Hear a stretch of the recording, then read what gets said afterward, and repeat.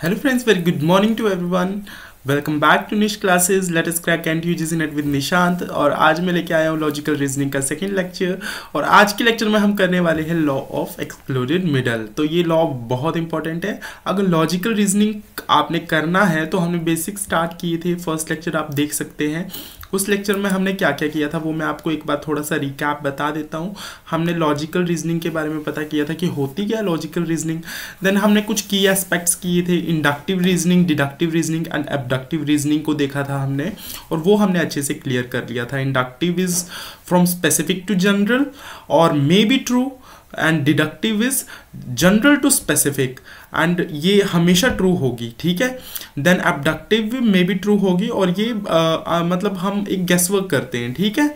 तो आज की लेक्चर में हम लॉ ऑफ एक्सक्लूडेड मिडल करेंगे। देखिए आप यहाँ पे जो करने वाले हैं ना, तो वो बहुत ज़रूरी है अगर आपको लॉजिकल रीजनिंग पूरी तरह से देखना है, सीखना है तो, ठीक है। तो उससे पहले आपको लॉ ऑफ एक्सक्लूडेड मिडल पता होना चाहिए कि होता क्या है लॉ ऑफ एक्सक्लूडेड मिडल, ठीक है। तो उससे पहले हम थोड़ा सा देख लेते हैं कि हमारा लॉ शुरू करने से पहले हम देखते हैं कि होता क्या है ये लॉ ऑफ एक्सक्लूडेड मिडल। देखिए एक होता है आपका सेंटेंस नहीं, देखिए यहाँ पे क्या होता है आपका, एक होता है स्टेटमेंट, ठीक है। आपकी स्टेटमेंट होती है। अब स्टेटमेंट क्या होगी, कुछ भी लिखा हुआ है, एक लंबी सी लाइन लिखी हुई है, दैट इज योर स्टेटमेंट। या स्टेटमेंट बोल सकते हो, या आप उसको सेंटेंस बोल सकते हो, ठीक है, या फिर इसको आप सेंटेंस बोल सकते हो। तो ये इसको हम दो पार्ट्स में डिवाइड कर सकते हैं। अब ये सेंटेंस या तो सच हो सकता है, या तो ट्रू हो सकता है, या तो झूठ हो सकता है, दैट इज फॉल्स हो सकता है। तो स्टेटमेंट को हमने दो भागों में बांट दिया कि या तो ये सच होगा या तो झूठ होगा। ये जो स्टेटमेंट कही गई है, ये जो सेंटेंस लिखा गया है, ये सच हो सकता है या तो झूठ हो सकता है, ठीक है।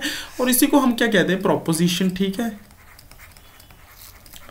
प्रोपोजिशन भी बोलते हैं स्टेटमेंट को, ठीक है। यहाँ यहीं पे आप लिख सकते हो, या फिर प्रोपोजिशन, ठीक है।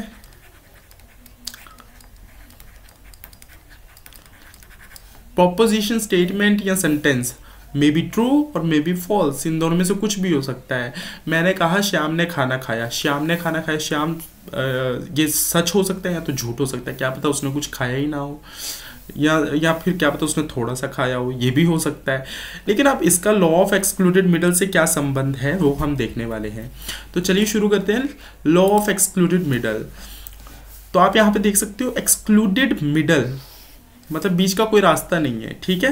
The law of excluded middle is the fundamental principle in classical logic, ठीक है। लॉजिकल रीजनिंग का ये प्रिंसिपल है, ठीक है। It states that for any proposition और statement there are only two possible truth values, true और फॉल्स। यहाँ पे बोला जा रहा है दो ही सच्चाई हो सकती है, या तो वो स्टेटमेंट सच होगी या तो झूठ होगी। In other words there is no middle ground, कोई भी बीच का रास्ता नहीं होने वाला है, और no third option between being true और बीइंग फॉल्स। सच्चाई और झूठ के बीच में कोई भी बीच का रास्ता नहीं मिलने वाला आपको, कोई भी तीसरा रास्ता नहीं होगा आपके पास। तो यहाँ पे थोड़ा सा मैंने इसको आगे रिसर्च की थी। Formally the law of excluded middle can be expressed as, यहाँ पे प्रोपोजिशन को पी, प्रोपोजिशन क्या हमारा स्टेटमेंट या सेंटेंस, ठीक है, या फिर प्रोपोजिशन बोल सकते हो, उसको पी से एक्सप्रेस किया जाता है, जो कि या तो ट्रू होगा या तो फॉल्स होगा। यहाँ पे थर्ड ऑप्शन आपका नहीं होगा। सिम्बॉलिकली हम इसको कैसे बताते हैं, वी, और ये मैंने मतलब फॉर्मूला लिखा हुआ है, इसको आपको करना नहीं है लेकिन पता होना चाहिए थोड़ा सा। तो पी रिप्रेजेंट करता है प्रोपोजिशन, वी रिप्रेजेंट करता है लॉजिकल ऑपरेटर, या फिर इधर पी इज ट्रू और नेगेटिव, या फिर नेगेटिव में दिया होगा ये नेगेटिव वैल्यू एक्सप्रेस कर रहा है। प्रोपोजिशन या तो ट्रू होगा या इधर फॉल्स होगा या इधर ट्रू होगा, ठीक है। और रिप्रेजेंट करता है negation between, negation of P meaning not P. यहाँ पे ये नॉट पी दिया हुआ है कि मतलब वो नहीं होगा। तो चलो इसका मतलब सिंपल आपको ऐसे करके कुछ ना ये दिया हुआ है, ये हमारे पेपर में नहीं आएगा लेकिन ये इसका एक फॉर्मूला है जिससे हम निकाल सकते हैं, ठीक है। तो क्लासिकल लॉजिक, जो क्लासिकल लॉजिक है उसका ये फंडामेंटल प्रिंसिपल है कि आपकी स्टेटमेंट की या प्रोपोजिशन की या सेंटेंस की सिर्फ दो वैल्यूज होंगी, दो ट्रूथ वैल्यूज होंगी, दैट इज ट्रू और फॉल्स। या तो वो ट्रू हो सकता है या तो वो फॉल्स हो सकता है, ठीक है। तो लॉ ऑफ एक्सक्लूडेड मिडल को अब हम लॉजिकल रीजनिंग के पर्सपेक्टिव से देखने वाले हैं, जो कि आपके लिए इंपॉर्टेंट है। In everyday language the law of excluded middle can B illustrated with the statements. तो कैसे कैसे स्टेटमेंट्स होगी, द स्काई इज इधर ब्लू और नॉट ब्लू, ठीक है, स्काई या तो ब्लू होगी, जो आसमान है वो या तो नीला होगा या तो नीला नहीं होगा, ठीक है। अ पर्सन इज अलाइव और नॉट अलाइव, देखिए या तो इंसान जिंदा होगा, अलाइव होगा, या तो वो मरा हुआ होगा। अब बीच का रास्ता तो नहीं हो सकता ना, वो ज़ॉम्बी तो नहीं हो सकता ना, ये ज़ॉम्बी वगैरह जो है ये फिल्मों की कहानी है, ठीक है, वो ज़ॉम्बी नहीं हो सकता है, ठीक है। अ coin toss will result in इधर हेड और टेल, अब किसी कॉइन को टॉस करेंगे तो या तो यहाँ पे हेड आएगा या फिर आपका टेल आ जाएगा, ठीक है, कोई बीच का रास्ता नहीं होगा। ऐसा भी हो सकता है कि कॉइन खड़ा रह सकता है, ये बहुत 0.00009% प्रोबेबिलिटी है कि ऐसे कॉइन खड़ा रहेगा तो बीच का रास्ता मिल जाएगा, लेकिन हम ये यहाँ पे लॉ ऑफ एक्सक्लूडेड मिडल में मानते हैं कोई बीच का रास्ता नहीं है, या तो इंसान जिंदा होगा या मुर्दा होगा, या तो हेड आएगा या तो टेल आएगा, या तो आसमान नीला होगा या तो नीला नहीं होगा। तो ये हमारा लॉ ऑफ एक्सक्लूडेड मिडल कहता है। यहाँ पे सिर्फ दो वैल्यूज है, एक ट्रू और एक फॉल्स, कोई बीच का ग्राउंड नहीं है, ठीक है।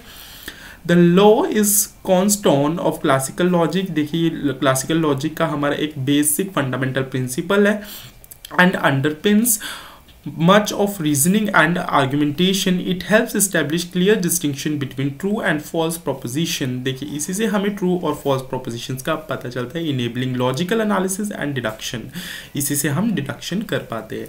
तो आज की वीडियो में इतना ही था। तो लॉजिकल रीजनिंग में जो लॉ ऑफ एक्सक्लूडेड मिडल है वो हमें बताता है कि यहाँ पे सिर्फ दो वैल्यूज होंगी, इधर ट्रू और इधर फॉल्स, कोई बीच का ग्राउंड नहीं होगा। अ पर्सन में बी अलाइव और not alive, if coin is tossed will result in इधर हेड और टेल, यहाँ पे कॉइन खड़ा नहीं रहेगा बीच में सीधा, या तो हेड आएगा या तो टेल आएगा। तो यही हमारा लॉ ऑफ एक्सक्लूडेड मिडल कहता है। इसके बाद जो अगला लेक्चर आएगा उसमें हम आर्ग्यूमेंट्स क्या होते हैं, प्रीमाइसेस क्या होते हैं, सिलॉजिज्म क्या होते हैं, ये सब चीज़ें हम देखने वाले हैं, ठीक है। तो वो हम नेक्स्ट लेक्चर में करेंगे। आज के लिए इतना ही। Thank you and have a nice day. I see you soon, ठीक है। चलिए मिलते हैं आपसे नेक्स्ट वीडियो में।